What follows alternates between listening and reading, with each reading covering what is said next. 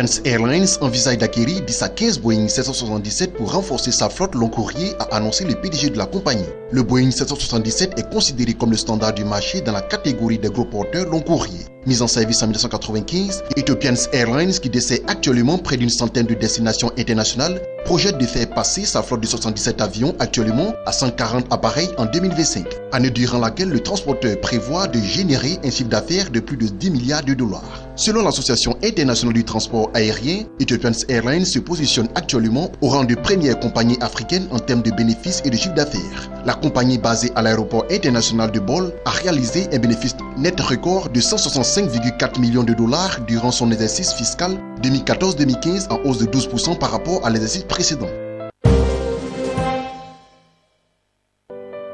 Afin d'accélérer l'accès à toutes les couches de la population gabonaise aux soins de santé de qualité, partout où elle se trouve, la Banque mondiale vient d'accorder un prêt de 56 millions de dollars US au gouvernement pour le développement du service e-santé. Le prêt a été accordé à travers la Banque internationale de la reconstruction et le développement. À travers le service e-santé, l'accès aux spécialistes sera facilité. Plus besoin de parcourir de longues distances pour se rendre à l'hôpital. Directement avec Internet, le patient pourra se faire consulter, obtenir l'interprétation de ses symptômes, se voir prescrire des examens à faire et obtenir un protocole de traitement adapté à son mal. Ce sont surtout les populations des zones rurales en manque de spécialistes qui verront leurs conditions d'accès aux soins de santé s'améliorer grandement.